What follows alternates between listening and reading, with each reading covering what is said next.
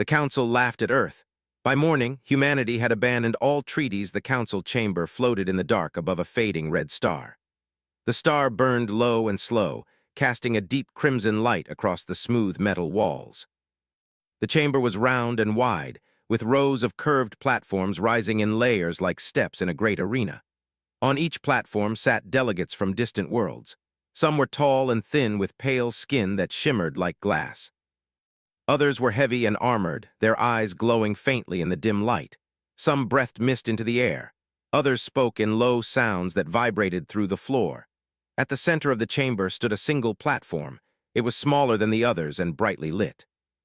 That was where Earth's representatives waited. Ambassador Daniel Brooks stood straight with his hands folded behind his back. He wore a dark blue uniform with a silver emblem of Earth on his chest. His brown hair was neat, and his face was calm, though his eyes were sharp. Beside him stood Captain Laura Mitchell of the Terran Defense Fleet. She wore a gray military uniform and carried a small data tablet at her side. Her blonde hair was tied back tightly. She looked around the chamber with quiet focus. They were alone in the center, surrounded on all sides.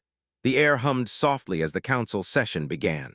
A tall being from the Trilar species rose from one of the higher platforms. His long limbs bent at strange angles, and thin strands of light moved under his skin. His name was Counselor Vec. His voice came through the chamber's translators in a cold and even tone. "The Council recognizes the representatives of Earth," he said. A soft murmur moved across the chamber. Some delegates leaned forward with interest. Others shifted in their seats with clear boredom. Daniel stepped forward slightly. His voice was steady and clear. "Honored Council members," he began, "humanity comes today to request equal standing within the Galactic Council. For over 40 years, Earth has followed every treaty signed with this body. We have shared technology. We have opened trade routes. We have provided aid in times of crisis. We now ask for full recognition as an equal partner among you." He paused and looked up at the layers of alien faces above him. Laura stood still, but her thumb lightly brushed the edge of her tablet. She was not nervous. She was waiting. Counselor Vec tilted his head. "Earth has indeed participated," he said. "But participation does not equal maturity." A few delegates released sounds that the translators marked as laughter. Daniel did not react. "In what way are we not mature?" he asked calmly. Another delegate spoke. This one was from the Norathi cluster, a wide, heavy figure with dark scales and small golden eyes. "Your species has been in space for less than a century," the Norathi said. "You carry a history of constant internal wars. Even now, your world remains divided into separate nations. Those nations stand united under our planetary council in matters of space and defense," Daniel replied. "United," Counselor Vec said. "Your historical records show 2 global wars, dozens of regional conflicts, and the near destruction of your biosphere through pollution. You call that unity?" More laughter rippled through the chamber. Daniel felt the weight of the moment but kept his posture firm. "Yes," he said, "we call it growth. We made mistakes. We learned. We changed." Laura's eyes moved across the chamber. She studied the security drones near the ceiling. She noted the energy readings from the surrounding platforms. She listened to every word. Another counselor activated a projection in the center of the chamber. Images filled the air above Daniel and Laura. Old footage from Earth's past appeared. Tanks rolling across battlefields, cities burning, rockets launching during tense standoffs. "This is the species asking for equal authority," the counselor said. "A species that nearly destroyed itself before it even reached the stars." Daniel looked up at the images. He did not look away. "Yes," he said quietly, "that is us. That is where we came from." The projection shifted. Newer images appeared. Human cargo ships delivering medical supplies to plague-stricken alien colonies. Terran engineers repairing damaged council relays after a solar flare. Human peacekeepers standing between rival alien factions during a border dispute. "We have also done this," Daniel said. The chamber grew quieter for a moment. Counselor Vec folded his long hands. "Earth has been useful," he admitted. "But usefulness does not grant equality. The Council is built on stability, on proven control. Your species is emotional." "Aggressive, impulsive," Laura finally spoke. Her voice was firm but respectful. With respect, Counselor, every species in this chamber has a violent past. The Triler conquered 3 neighboring systems during your early expansion. The Norathi enslaved 2 minor species before the Council outlawed the practice. The chamber shifted uneasily. Vex's eyes narrowed. Careful, Captain. I am stating historical fact, Laura said evenly. Daniel gave her a slight glance, but he did not stop her. Vex's voice hardened. Earth was granted limited trade access and defensive status under Council oversight. That was generous, yet you now demand removal of sanctions and independent fleet authority. We do not demand, Daniel replied. We request. Our colonies face heavy tariffs. Our ships are subject to inspection in our own space. Our defense fleet is restricted while piracy near our borders increases. Piracy affects many worlds, the Norathi delegate said. And many worlds are allowed to defend themselves without limitation, Laura answered. A low murmur rose again. Some delegates whispered to each other in their native tongues. Daniel stepped forward another half-step. We are not children, he said. We are not a threat. We want partnership, not supervision. For a long moment no one spoke. Then a soft, sharp sound echoed through the chamber. It was laughter. It came from a smaller delegate near the lower tiers. Soon others joined in. The sound grew louder. Counselor Vec did not laugh at first. But a faint curve touched his thin mouth. Ambassador Brooks, he said, your passion is admirable, but you misunderstand your position. Earth was uplifted quickly because your species showed technical promise. That does not erase your instability. Daniel felt heat rise in his chest, but he kept his tone calm. We have complied with every restriction placed upon us. Yes, Vec replied, and that compliance proves the system works. Laura's fingers tightened slightly around her tablet. The Council has reviewed your petition, Vec continued. The decision is final. Earth will remain under its current status. Trade sanctions will remain in place. Military oversight will increase to ensure regional security. A wave of approval sounds moved through many of the platforms. Increase? Daniel asked quietly. Yes, Vec said. Additional monitoring stations will be placed near key human colonies. A small observer fleet will patrol your primary trade lanes. Laura's jaw tightened. That was more than an insult. That was occupation in all but name. Daniel straightened fully. You would place foreign military forces inside our space without consent. For stability, Vec replied. You should see it as protection. Laughter returned, louder this time. Daniel looked up at the sea of faces. Some showed amusement, some showed cold calculation, a few looked uncertain. We came here in good faith, he said, and you leave with clarity, Vec answered. Laura shifted her weight slightly and tapped a sequence on her tablet. The motion was small, hidden by the folds of her sleeve. A coded signal shot through the Council's public network, disguised as routine data traffic. It traveled faster than any standard transmission, carried by quantum entanglement devices humanity had never reported. Back on Earth in a secure command center beneath the Rocky Mountains, a single indicator light changed from blue to red. In the chamber, Daniel drew a slow breath. Is there no room for negotiation? The vote has been cast, Vex said. The matter is closed. A holographic display appeared above the center platform, showing the Council's decision matrix.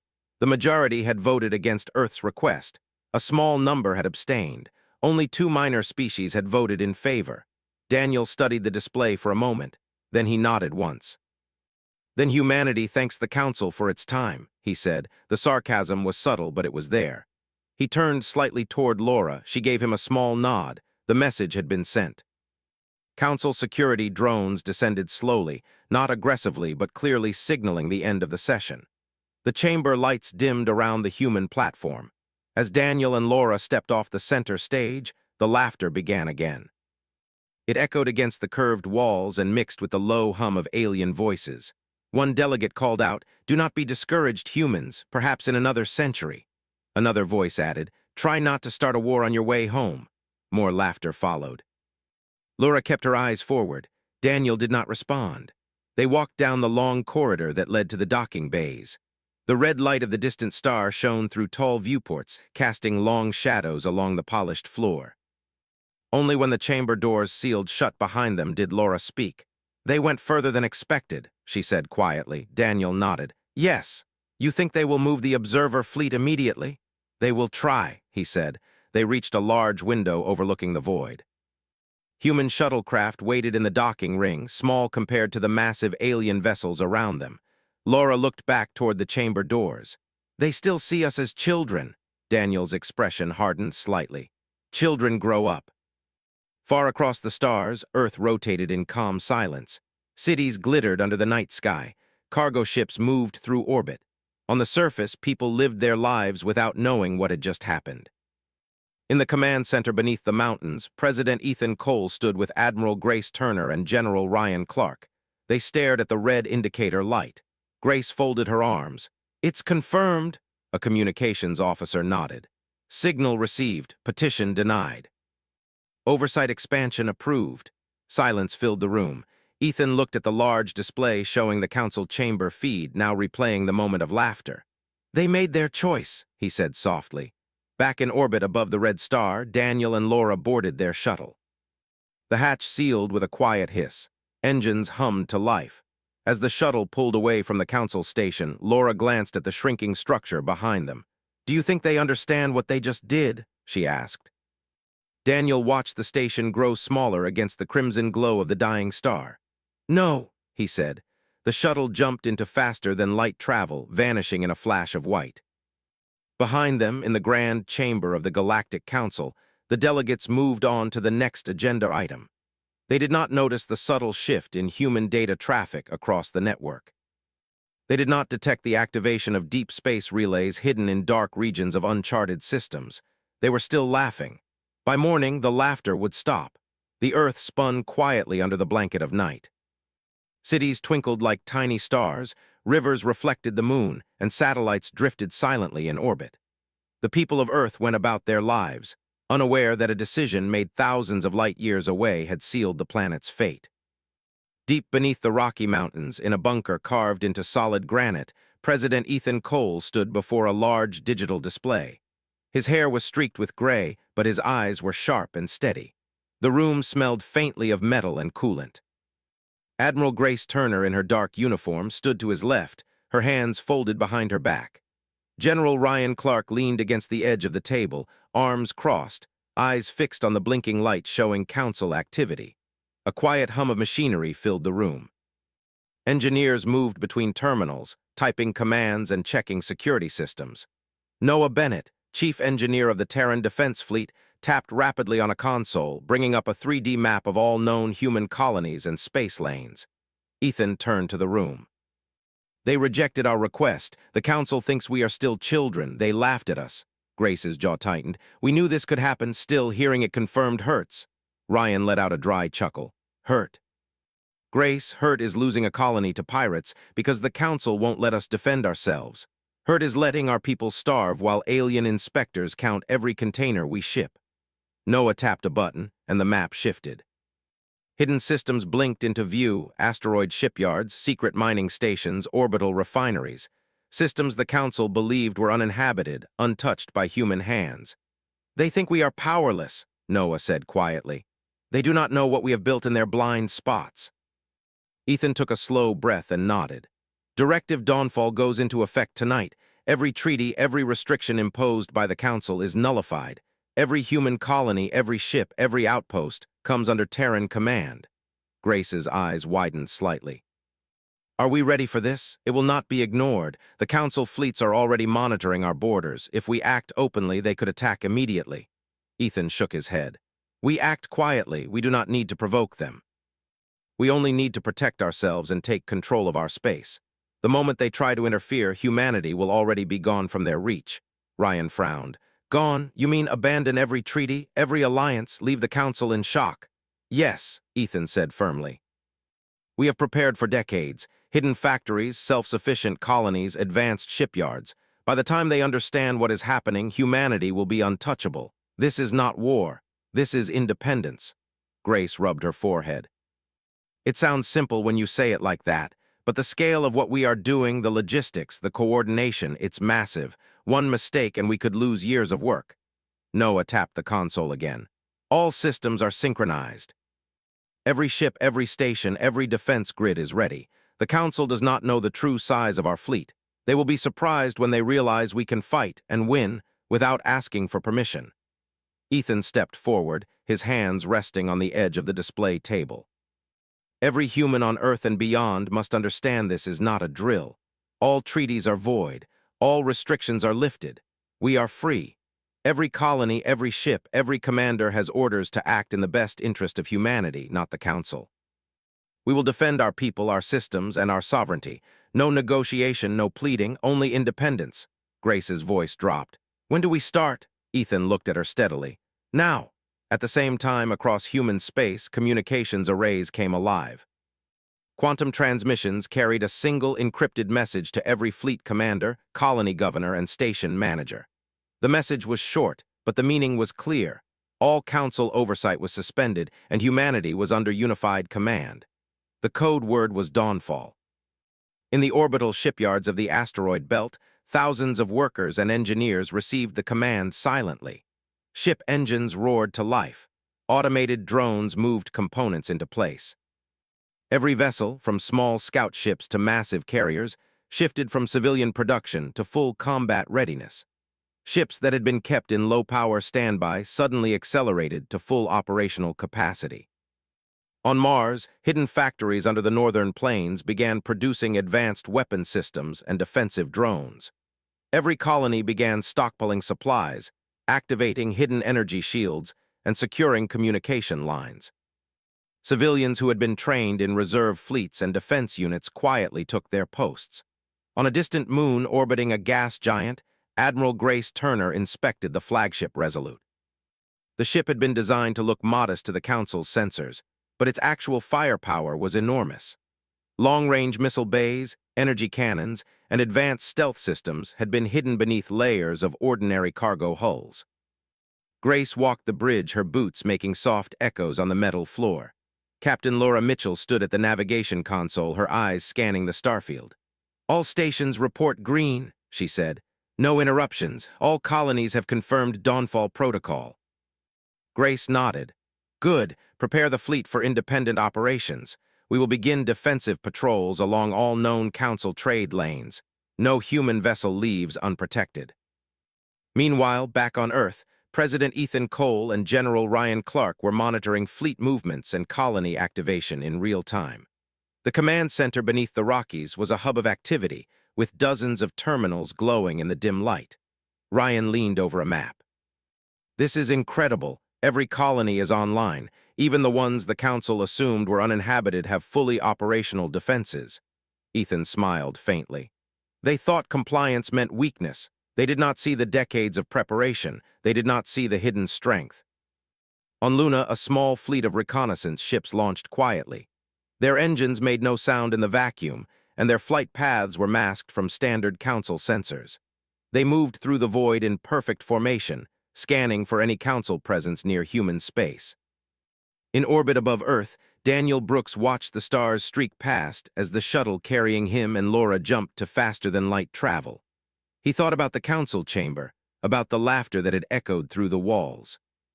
That laughter would be the last they heard from the Council for a long time. Daniel looked at Laura. "They think we are weak. They are about to learn otherwise," she said.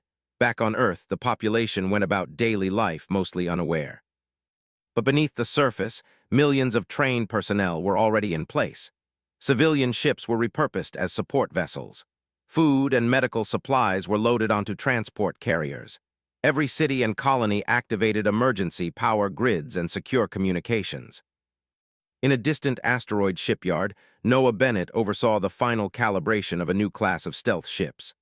"By the time the Council sends probes, they will find nothing," he said. "And when they finally arrive, they will meet us fully ready." Noah's assistant, a young engineer named Lisa Carter, looked up.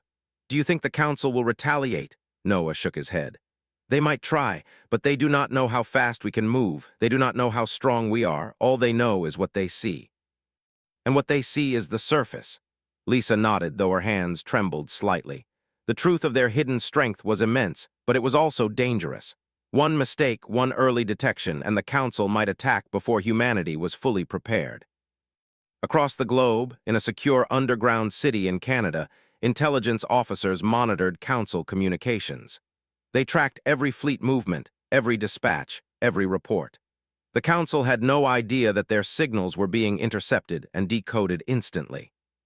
The very technology they had used to control humanity now worked against them. Ethan watched the display. Every message they send, we receive. Every order, every alert, every fleet movement, we know about it before they can act. Grace leaned in. It is almost too easy. Ethan shook his head. It is not easy. It is preparation, decades of work. Every colony, every fleet, every hidden station is a piece of a larger plan. By the time they realize it, humanity will already be free. In the outer colonies, human civilians were quietly armed and trained to defend themselves. Former engineers, farmers, and miners took up weapons designed for Council threats. They were not soldiers by trade, but every person had been trained in emergency combat and shipboard operations. Back on the moon station near Jupiter, Grace Turner reviewed tactical maps with her officers. Our first patrol will focus on the main Council trade lanes. We will not attack, we will show presence. Any interference from the Council will be met with immediate countermeasures.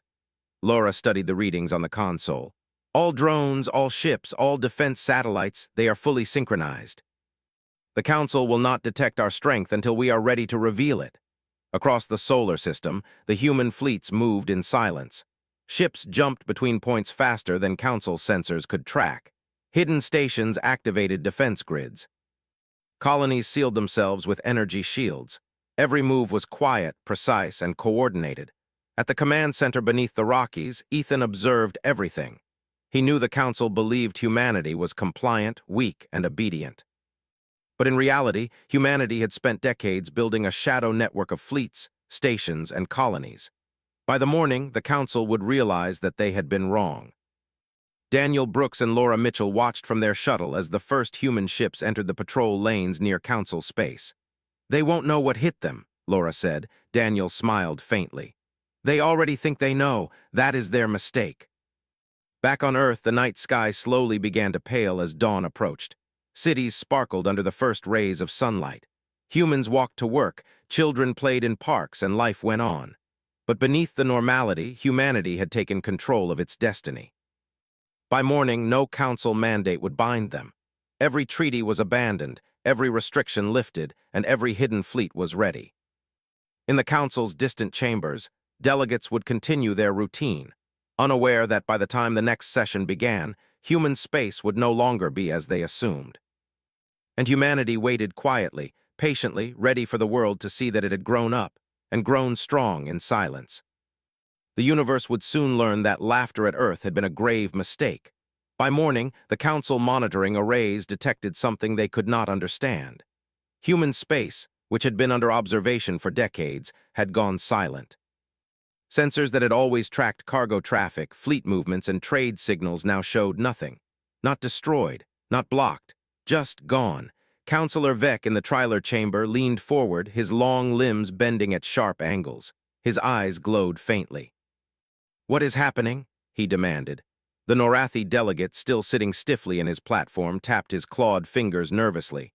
"I am receiving no transmissions. Our probes report nothing. Human colonies are unresponsive." Another voice, smaller, quieter, whispered from a lower tier. "Perhaps they withdrew voluntarily?" Vec turned sharply, his voice cold. "Withdrawn? That is impossible. They cannot disengage all systems at once. Their fleets, their colonies, their trade routes, they are connected. They cannot simply vanish." On Earth, President Ethan Cole watched the Council's confusion through live surveillance feeds. His calm face reflected in the screen. Beside him, Admiral Grace Turner tapped the console lightly. "They still don't understand," she said. "They never did," Ethan replied. "They thought patience meant weakness. They thought compliance meant control. They never considered preparation." From hidden stations in asteroid belts to remote moons around gas giants, humanity moved with quiet precision. Small fleets accelerated into positions around major trade lanes. Advanced cloaking fields made the ships invisible to standard Council sensors. Patrols began along the borders, but no one fired a shot. Every fleet, every station, every colony operated in perfect coordination. Daniel Brooks and Captain Laura Mitchell traveled in a stealth shuttle just outside the outer edge of Council space. Daniel looked at the stars streaking past. "The Council will panic," he said. Laura nodded. "They will not understand until they see the full strength." and even then they may hesitate to act. Daniel tapped the side of his console. They laughed at us. They ignored our warnings. That will be remembered. Meanwhile, in a council observation platform, the Norathi fleet commander's voice shook as he spoke into his communicator. All human colonies report fully functional defenses. Trade traffic has ceased. No ships are leaving or entering without authorization. It is as if humanity has vanished from our maps. Vec's claws rapped against the arm of his chair. Impossible. Send scouts immediately. Scan every system. Determine if this is a ruse. Multiple council probes were dispatched to investigate. They were small, fast, and equipped with the latest detection technology. They entered human space expecting to find weakness, perhaps a small fleet, maybe even abandoned colonies. What they encountered instead was a coordinated formation of human warships, each larger and more advanced than the Council had ever imagined. Stealth ships emerged suddenly from hidden positions. Energy shields flared around entire colonies. Defensive drones swarmed around every station and transport vessel. One probe attempted to move closer. Its sensors overloaded instantly. Systems fried in seconds. It sent one garbled message back to the Council. "Do not approach. Earth is defended." Vec's eyes narrowed. "This is unacceptable. All fleets prepare for engagement. Move to intercept. Open fire if necessary." The human fleets, however, did not fire first. They moved in formation, silent but fully prepared. Automated defenses and electronic countermeasures immobilized Council ships before they could aim weapons. Navigation systems were overridden, engines frozen, communications jammed. The Council fleet, trained for war against distant enemies, suddenly found itself powerless. Admiral Grace Turner's voice came calmly over encrypted channels. "This is not an attack. This is a demonstration. Leave immediately or face complete neutralization." Vec bellowed, his voice echoing through the chamber. "You dare defy the Council?" Daniel Brooks stepped forward, speaking through the same channel. "Earth asked for respect. You answered with laughter. We will not ask again." The Council fleet faltered. Some ships attempted to retreat. Others tried to call reinforcements. Every effort failed. Human electronic warfare disrupted communications and navigation. The fleet, once confident, now drifted helplessly. Across the galaxy, the news traveled fast. Several outer colonies, dependent on human trade routes, began to experience shortages. They had relied on Terran logistics and fleets to transport supplies and maintain stability. Suddenly, these colonies were cut off. Panic spread among smaller species, and whispers of rebellion began. The Council realized that humanity had more control than anyone had imagined. Inside the Council chamber, delegates argued fiercely. Vec pounded the table with long, spindly fingers. "We underestimated them. They are stronger than any record shows. Every probe, every report, every treaty has been a lie," the Norathi delegate hissed. "We cannot attack. Their fleets, their defenses. We cannot even move without our ships being disabled." A minor delegate from a species known for intelligence and cunning spoke cautiously. "Perhaps we should negotiate. Humanity is not attacking. They are simply demonstrating." Vex spun toward the speaker. "Negotiate. After they have defied every rule, every treaty, every order we have ever issued. They laughed at us first. Do you think they will negotiate?" Back in human space, the fleets had begun controlled patrols along the outer edges of known Council space. They did not fire on Council colonies or fleets unless provoked. Automated defense grids around human colonies were active, ready to intercept any unauthorized approach. Communication lines were open only to Earth Command, fully encrypted. On the bridge of the flagship Resolute, Grace Turner looked at the sensor displays. "All Council activity is tracked. Any movement toward human colonies triggers immediate alert. We do not need to fight yet. They will see our strength, and that will be enough." Laura Mitchell leaned over her console. "Do you think they understand that humanity has changed?" Grace shook her head slowly. "No, they will understand soon enough, and when they do, they will know laughter was a mistake." In the Council's communication chamber, Vec tried repeatedly to contact the human representatives. Each attempt was blocked, redirected, or jammed by advanced human technology. The Council delegates began to realize that humanity had gained complete control over its own systems and fleets. No message, no plea, no fleet maneuver could reach Earth without human permission. Daniel Brooks watched the Council struggle through the displays in his shuttle. "They will learn humility," he said softly. Laura nodded. They are slow learners. Back on Earth, Ethan Cole and his staff watched the unfolding events. Every report from colonies, every fleet update confirmed what they had long known. Humanity was ready. Humanity had waited. Humanity was no longer bound by the Council's rules or expectations. Ethan spoke quietly. They thought they controlled us. They thought patience meant submission, but we were preparing all along. This is not war. This is independence. Noah Bennett added, they will see the cost of underestimating us, but we have no need for unnecessary violence. We will show strength, not cruelty. We defend ourselves, that is all. In the outer regions of human space, Council ships drifted in confusion. Automated drones and advanced energy grids restricted movement. Communication systems failed repeatedly. Council admirals tried to regain control, but human fleets anticipated every action. Every probe sent to check on colonies was neutralized instantly. Every patrol sent to scan for ships was met with invisible defenses. Even minor Council worlds began to question their loyalty. Smaller species realized that human technology and coordination could no longer be ignored. The outer colonies that depended on human trade now feared disruption. The Council's authority, once absolute, was suddenly fragile. Back in the Council chamber, Vex slammed his clawed hands onto the table. This is chaos. We cannot function if humans refuse to obey. Every treaty, every trade route, every colony under our protection, gone. We cannot act without being stopped. The Norathi delegate spoke again, voice quieter this time. Perhaps it is time to reconsider our approach. We may have underestimated humanity too much. Vex's glowing eyes narrowed. Reconsider? After they have defied every law, every custom of the Council, this is not a negotiation. This is a warning. They will either submit or they will be destroyed. Daniel Brooks, through the encrypted channels, watched their panic. He did not respond to the threats. Humanity did not need to. The demonstration was enough. The fleets, the colonies, the hidden stations, all ready. Every Council action had been anticipated. Humanity had prepared for this moment for decades. In orbit above the gas giant Europa, a small human task force observed the Council fleet moving hesitantly. The officers on the bridge of the Resolute watched silently. Grace Turner finally spoke. We will not strike first. Humanity does not need to. They will understand that we are ready, and that will change everything. Laura Mitchell smiled faintly. By morning, the Council will know we are no longer children. We are the masters of our own fate. Across human space, colonies activated energy shields, fleets moved into patrol formation, and hidden stations came online. Every element of Earth's hidden power was revealed, not in war, but in controlled, precise demonstration.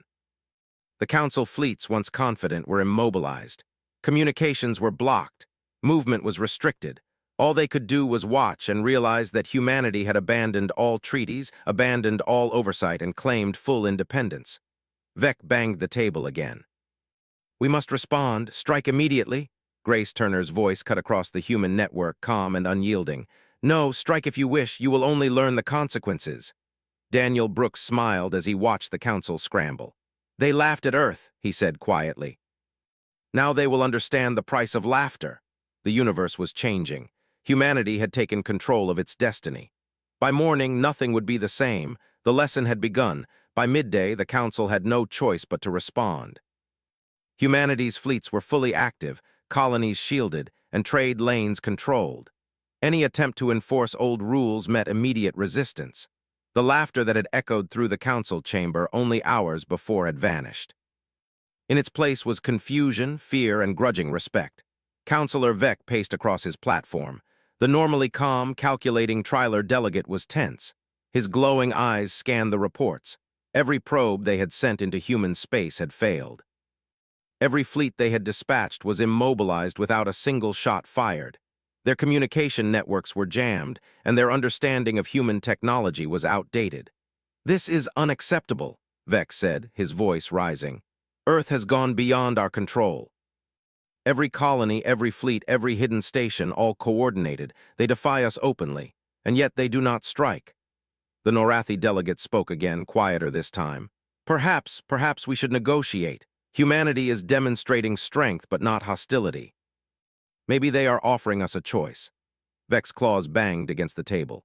Negotiate, after they have abandoned every treaty, after they have refused oversight, they laugh at our authority. Negotiate. No, strike, destroy them, and show the Council that no species defies us. Across human space, President Ethan Cole, Admiral Grace Turner, and General Ryan Clark watched the Council's panic unfold through secure observation feeds. Ethan leaned back in his chair, calm and steady. "They do not understand yet," he said softly. "By the time they understand, it will be too late for them to act without consequences." Grace Turner studied the tactical displays. "They are sending more fleets. They still think they can strike us. They do not realize the full extent of our defenses." Noah Bennett, chief engineer, added, "Every system we control, every hidden station, every fleet fully operational. They cannot touch us without risking total destruction, and we will not strike unless they force it. Humanity only wants independence." On the edge of Council space, a small human task force intercepted the first wave of Council ships attempting to patrol the boundary. The Council fleet approached cautiously, sensors active, weapons ready. The human fleet remained silent, formation tight, engines running quietly. Automated defense drones spread out, forming invisible barriers. When the Council ships moved closer, their systems failed. Engines froze. Navigation systems shut down. Communications were blocked. Every Council attempt to act was neutralized instantly. From the Resolute, Admiral Grace Turner spoke over the encrypted channel. "We will not fire, move back, or be immobilized. We only demonstrate strength. Any attack will be met with immediate countermeasures." The Council ships stopped. They could not advance, could not retreat. Their crews stared at the screens in disbelief. What they had believed to be a small, weak species had become a power they could not challenge. In the Council chamber, delegates argued violently. Minor species whispered among themselves. Some suggested immediate withdrawal to avoid losses.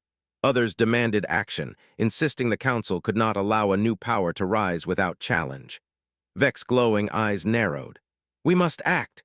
If we do not respond, every species will follow humanity's example. Our authority will collapse." The small, intelligent species delegate spoke again. "Perhaps it is already too late. They are not seeking to destroy us. They seek equality. We cannot defeat them without great risk. Negotiation may be the only path." Vex's claws clenched. He could feel the Council fracturing. Several species had begun independent negotiations with human colonies, seeking trade and protection. Humanity's strength was undeniable, and the Council could no longer enforce compliance. On Earth, Ethan Cole leaned forward in his chair. "It is time," he said. "We have shown our strength. The Council must now accept the reality. Humanity will not be controlled. Humanity will be equal." He activated the secure channel linking human ambassadors in Council space. Daniel Brooks, standing aboard the stealth shuttle near the Council chamber, readied the transmission.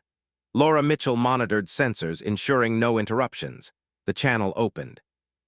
Daniel's calm voice reached the chamber. "Delegates of the Council, humanity asks only for recognition and respect. We have shown that we are capable of defending ourselves. We have abandoned all treaties and oversight imposed upon us, and we will no longer follow rules that deny our sovereignty. We offer a simple choice: recognize humanity as an equal member of this Council, or watch our fleets and colonies act independently. This is not a threat. This is the truth." Silence filled the Council chamber. Delegates looked at one another, realizing that the human fleets, fully operational and hidden until now, could strike anywhere instantly. The projection feeds showing immobilized Council ships and active human colonies left no room for doubt. Vex's voice was sharp, but his tone had changed. "You leave us no options," he said. "Your strength is undeniable," Daniel replied evenly. "We leave only the choice to acknowledge reality. We seek equality, not conquest. Humanity does not wish to dominate, only to exist as a sovereign power." After long hours of debate, Council votes began. Smaller species that had long been frustrated by Council oversight voted in favor of recognizing humanity. Major species hesitated, but could no longer ignore the demonstrations. The vote was close, but in the end, humanity was formally recognized as an equal power within the Council. Daniel Brooks returned to the chamber, no longer a petitioner but as the official representative of humanity. His presence alone commanded respect. "Earth has endured centuries of oversight," he said, voice calm but firm.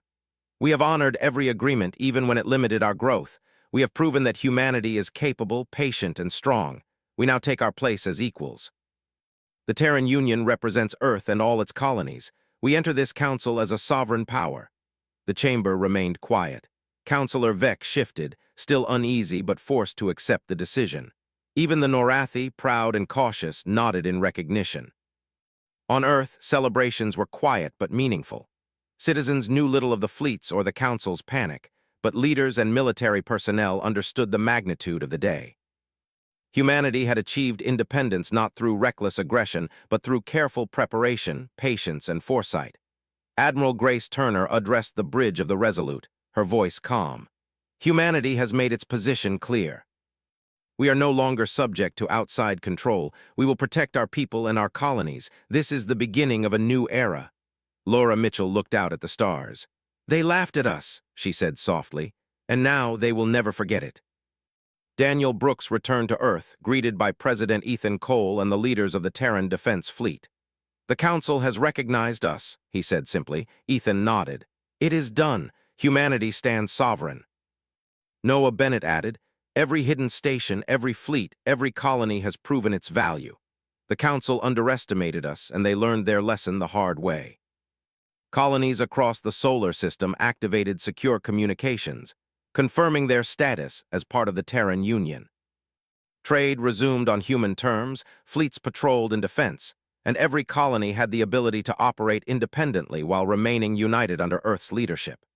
In the council chambers, debates continued, but the voice of humanity now carried equal weight. Smaller species, previously hesitant to speak, aligned with Earth's proposals. The major powers realized that cooperation with humanity was now essential, not optional. Daniel Brooks addressed the council again. We do not seek revenge, we do not seek conquest. We seek recognition and the ability to govern our people without interference. This is the message of the Terran Union. Strength comes from unity, preparation, and patience. Do not mistake patience for weakness. Humanity has learned, and we are ready. Vec's claws rested on the table, silent. He knew the lesson had been learned. The Council could no longer assume control. The Terran Union was a reality, fully independent, fully prepared, and fully respected. On Earth, President Ethan Cole looked at the night sky. The stars seemed brighter now, as if reflecting the newfound freedom of his people. Grace Turner and Ryan Clark stood beside him, silent for a moment, taking in the scale of their accomplishment. Ethan spoke quietly. We asked only for respect. They laughed. Humanity answered with action. By morning we were free, by morning we were equal. Grace nodded. We did not strike first, we did not destroy, we only showed our strength, and it was enough. Ryan chuckled softly.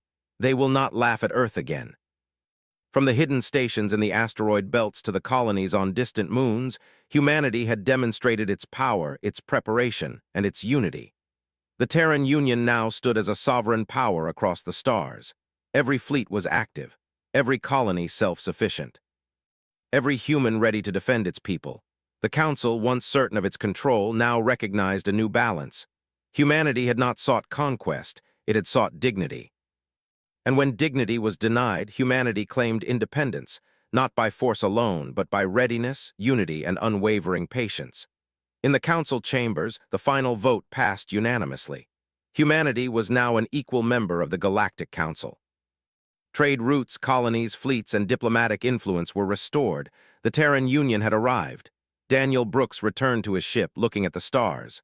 Laura Mitchell stood beside him, quiet but smiling. We have changed everything, she said. Daniel nodded. We have only begun. On Earth, citizens looked up at the sky, unaware of the fleets and hidden stations, unaware of the Council's panic. They only knew that humanity had taken control of its own fate. By morning, the galaxy had learned a simple truth. Never mistake patience for weakness. Never mistake compliance for submission. Humanity had grown, humanity had endured, and humanity had claimed its place among the stars. The Terran Union had begun, and the universe would never forget it.